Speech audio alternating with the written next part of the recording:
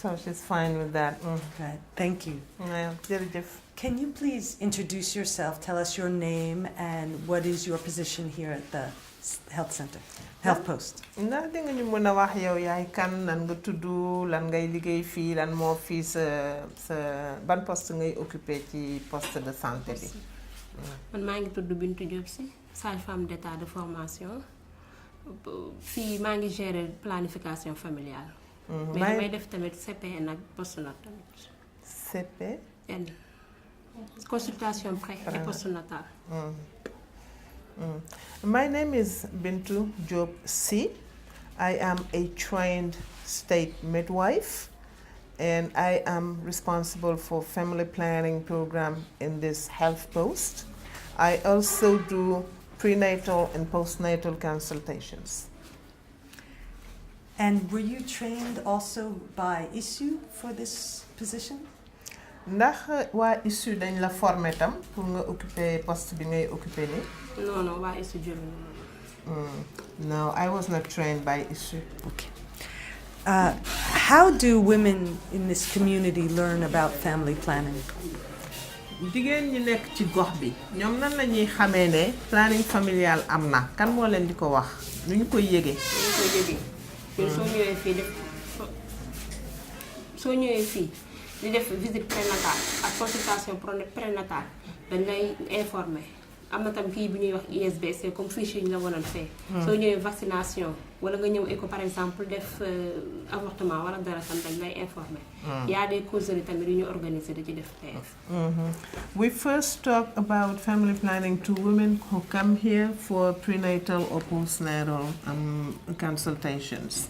We also carry out talks, like the sensitization sessions with the neighborhood, and some people also have information from the neighbors. Have you seen an increase in the demand for family planning from women here? ndax seetlu nga ni jigéen ñi nekk ci gox bi seen lim mu ngi yokku ci ñuy ñëw di wut si ndimbal ci wàllu planning familial. waaw seen lim mu ngi yokku bu baax sax. maanaam. ñu ngi gën a ñëw di def ci planning parce que dafa am ñu bari ñu ko ragaloon. ak rumeur yeeg yooyu mais ñu ngi jéem a di lever kii boobu. The number is actually increasing a lot because before they were afraid and now with information they start coming and they come in great numbers. Why were they afraid before? lan moo tax bu njëkk ba ñoom dañu ragaloon a ñëw. rumeur yi surtout. Mostly because of rumors. rumeur yi surtout moo taxoon ñu gën koo ragal. It was mostly due to rumors. What about the opposition from husbands, from religious leaders? Were there any problems in that area? ndax borom kër yi daan bañ seen soxna yi di wut planning familial wala chef religieux yi maanaam imam yi wala ñi ci kër làbbe ndax dafa ci am lu nga xamante ni li daan na tax soxna yi di ragal wala. waaw am na ci lu bari parce que am na ñu naan religion nangu ko. mais ak association nationale sage-femme am na causerie bu ñu fi organisé woon. invité fi imam yi ak notable yi ci quartier pour xamal leen. pour ñoom tamit à leur côté ñu mën a informer ci population pour ñu xam ne lii. lu ci baax ak lu ci bon daal. ba ñoom ñu xam ko. léegi dañuy gis sax ay góor ñoo xam ne ñooy accompagner seen ay jëkkër seen ay jabar pour ñu ñëw di def planning. de plus en plus. we more and more see husbands accompanying their wives to attend sessions or to talk with us. I will continue. Whereas before, due to the fact that women did not know and were afraid, the men wouldn't come. But since the National Association of Midwives organized a sensitization campaign in the neighborhood, we invited the imams, that's the Muslim religious leaders, we invited people from the church, and we invited all the leaders in the neighborhood and explained to them why family planning was a good thing to practice. Once they had the explanation and asked questions and received our answers, then they started, the rumors started disappearing about family planning being not accepted or allowed by the different religions. What are the major challenges that you still face here in getting access and services on family planning? Est-ce que tey fii ñu toll am na ba tey ay jafe-jafe yoo leen di jànkonteel yuy tax doo leen mën a def planning familial bi ni ngeen ko doon bëggee wala jigéen ñi duñ ci mën a jot wala ndax am na ba tey ay jafe-jafe. jafe-jafe produit lañ doon am mais léegi moom ça va macha allah. The main challenge we had was related to the availability of products, but now we are fine on that side. Why? Tell us what's changed. léegi lan moo soppeeku noonu ba tax amatu leen ci problème ci produit. dafa am ñu mooy programme bu ñu push model. léegi ñoom ñooy def distribution produit yi. le produit ça vient à temps am nañu stock bu doy. Since the push model program was introduced, we have the products are available on time. We don't experience any stock out anymore. And how has that changed what you can do? So if a woman comes before and you didn't have methods available, what was your work like versus now if the products are available? léegi lan la soppi ci seen liggéey yéen xam nga bu njëkk doonu leen am xëy na produit yu doy léegi di ngeen am produit yu doy. ndax loolu lan la soppi ci seen liggéey ak jigéen ñi. soppi na ko lu bëri parce que kii bu amee rupture bu amee. mën nga yebal femme bi pharmacie. soo ko yebalee pharmacie mën na bañ a am xaalis pour mën koo jënd. loolu yëpp saa kii kii. The major change there is that, for example, before when we had a stock out, we would write a prescription for the woman who would go to the pharmacy and buy the product. But then if she doesn't have the money, she wouldn't buy the product simply because she can't afford it. Now we have the stock and we don't need to write a prescription for women. So they have access to the product. Do they have to pay for the services here? Ndax jigéen ñi bu ñu ñëwee fii dañuy fay pour liñ leen di fi defal. planning bi waaw dañ koy jënd. planning bi dañ koy jënd. dañ koy jënd waaw. programme produit bi dañ koy jënd waaw. mais c'est pas cher. Yes, they buy the product here, but at a lower cost. Mais la plupart du temps, on organise des journées gratuites pour femmes. But we also organize free days to distribute free of charge some products to some women. What do you enjoy most about your work on family planning here? liggéey bi ngay liggéey mu jëm ci wàllu planning familial yow lan moo la ci gën a neex lan moo la ci gën a soxla. waxtaan bi may waxtaan ak malade bi ba pare ba mu xam li mu bëgg tànn choisir ko boppam loolu ci lu ma gën a neex ci liggéey bi ci la. My major satisfaction there is the time I take to talk to the woman when she first comes in, before even we talk about a method. That exchange between the woman and myself is one of the most interesting parts of it. And how does it make you feel to see the increase in access to family planning in the area that's served by this health post? léegi boo gisee gox bi produit yi yokku léegi yow boo gisee loolu nan la lay def nit ñi jigéen ñi mun ci jot sans ñu am jafe-jafe yow loolu lan la lay def. sentiment bu baax rek parce que su fekkente ne produit bu doy di nga am bis ku ñëw présenter besoin am doo ko mën a satisfaire. day am problème. parce que toujours fii moyen bi mooy doon problème bi. alors que produit bi su nekkee fii par exemple mën na ñëw bañ a am xaalis sax yow ngeen xool noo ko organiser ba jox ko kii wam ravitaillement am te du ngeen am benn problème. The main thing is that being happy about helping them out, especially when I know that they cannot afford to buy a product outside but can have it here. And even when we have a lot of stock and the person doesn't have the money to buy, we can always make arrangements inside the health post in order to have the woman access the product for free. And have you seen a difference in the women's health who are using family planning and in maybe their economic or educational situation? ndax seetlu nga ne ci jigéen ñooñu am na ci ñi nga xam ñiy def planning familial ndax gis nga ne am na coppite ci seen façon dundin ci seen jàng wala ci seen liggéey ndax am na daal coppite ci ñoom boo seetlu. am na ci coppite parce que su fekkente ne yaa ngi ñoom dañuy ñëw di am problème di am ay doom. soo amee doom supposons di nga toog 2 ans doo liggéey parce que yaa ngi ci toppatoo nampal beeg boot beeg affaire yooyu. alors que su fekkente ni toog nga par exemple 2 à 3 ans ba 4 ans di nga mën a toppatoo say doom toppatoo sa njaboot parce que femmes yu bëri li tax ñu koy def dañ naan dama bëgg a liggéey. parce que sama jëkkër du ma dimbali ci yenn yu bëri. situation yu demeewul noonu. la plupart du temps loolu moo leen di kii. Most of the time, the change that I can notice is about women wanting to practice family planning because they want to rest for a moment in order to be able to work. Because the main issue is having the financial resources to support themselves and provide for themselves. Because what husbands have may not be sufficient to provide for the family. And they need to have that extra possibility of earning something by themselves. And practicing family planning will help them save that time. Instead of having kids every year or every 2 years, if they can stop for 2 years or 4 years before they have another child, that gives them plenty of time to take care of themselves. Is there an effect on their health and on their children's health? ndax loolu dina am incidence ci seen santé ñoom ak ci seen wér-gu-yaram ak wér-gu-yaramu seeni doom ndax am na ay lu mu ciy feeñ. ci planning bi. dina am wér-gu-yaram bu ciy feeñ kay. parce que ku ne xam na ne juraat soo juree ci année bi par exemple 2 ans. nga bëgg cee jur ñaari doom. moins de 9 mois nga ëmbaat dangay yow ci sa bopp doo wér sa doom yi tamit du ñu wér. It's absolutely true that it has incidence on the woman's health and on the child's health because if you have a baby within 1 baby or 2 babies within 2 years, that is a big challenge for the woman in terms of health. Are you optimistic about the future? Do you think that Senegal and this area of Guédiawaye will continue to improve for women and family planning?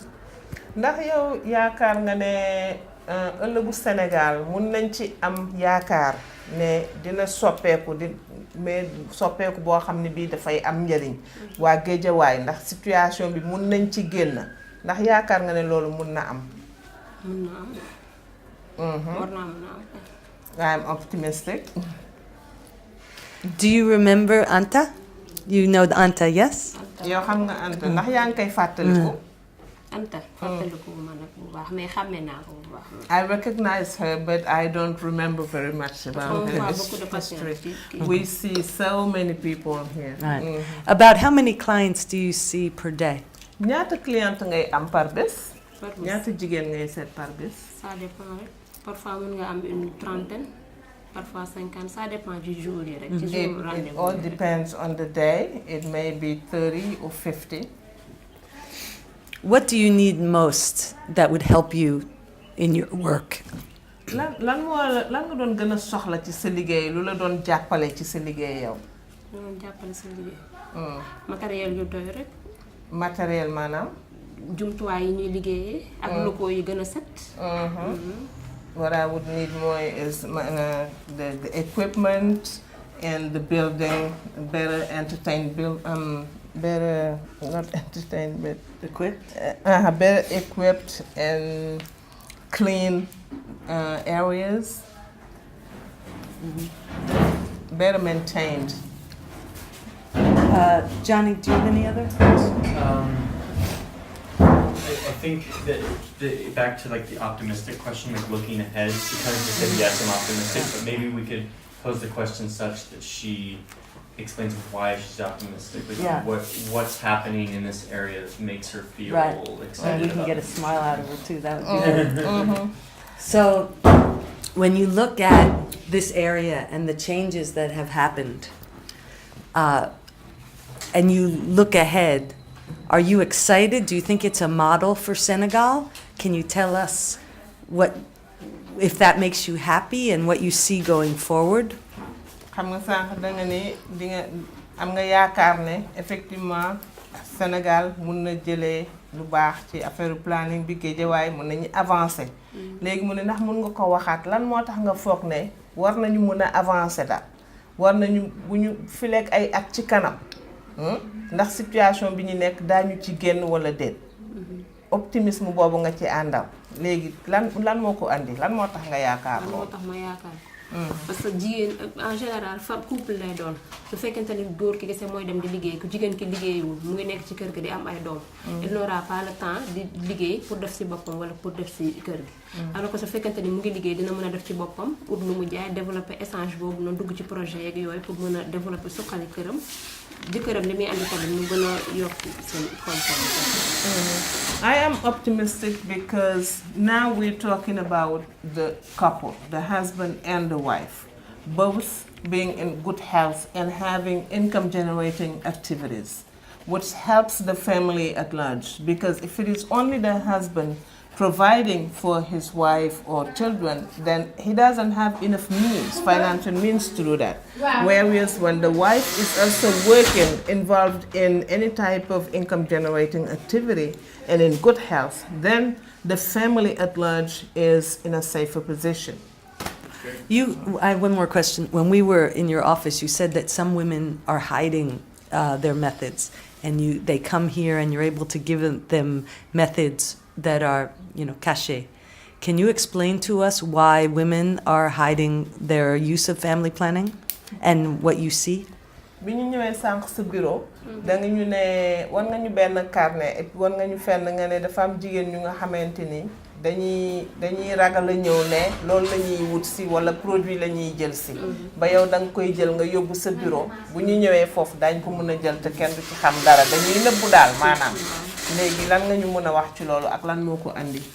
am na ñoo xam ne déjà amuñu jëkkër am na ñoo xam ne am nañ jëkkër seen jëkkër nekk fi am na ñoo xam ne am nañ jëkkër mais bëgguñu seen waa kër yi xam ne dañuy def planning parce que seen jëkkër daf leen koy tere. There are several situations. First situation is unmarried girls.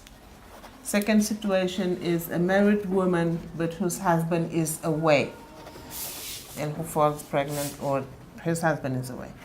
Third situation is a woman who doesn't want the rest of the family to know that she is using a family planning method. Trois situations yooyu la ngay am. am na ñoo xam seen carte yi fii lañu koy bàyyi parce que seen jëkkër bëgguñu ñuy def ko tamit carte yi. And the fourth situation is a woman whose husband disagrees with it and she leaves her card here. She doesn't take the card home because she doesn't want the husband to see the card. That's why they hide the health card. That's why they hide and take the products from her, like in the back of the. Are there many cases of women who come here and they're hiding that they are seeking family planning? Ndax bare na ñu jigéen ñooñu seen lim bare na. xaw na bëri na. ñaata la à peu près. à peu près mënuma ko estimer. mais bare na. bëri na de. It's a big number. I cannot give you an estimate, but it's huge.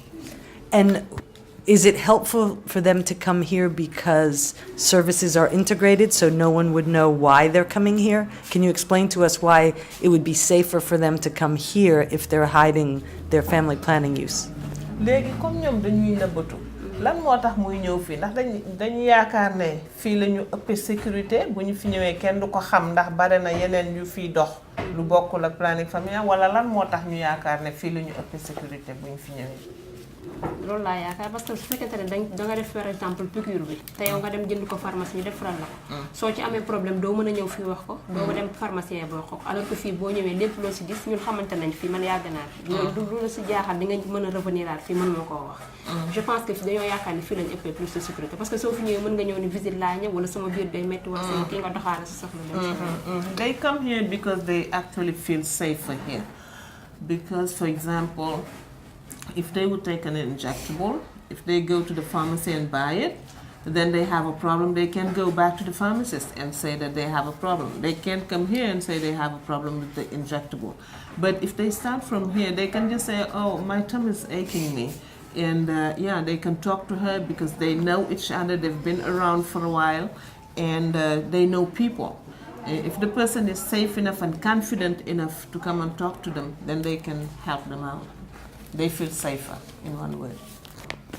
Is it also because they can come here for something having to do with their children, but then also see you about family planning? Is the integration making them safer? ndax li mu nekk service yu intégré ñu boole leen nga xam ne am na pédiatrie am na sage-femme bi mun nañu la gis mu mel ni tamit dañu indi woon seen doom mu gis docteur ndax loolu dana yombal mbir mi pour ñoom. waaw loolu doo leen ko yombal. mooy li ma wax léegi. mooy li ma ko wax. That's exactly the thing. That's why they feel safe coming here, because they can come for something else and then see me for family planning. Great, that's great.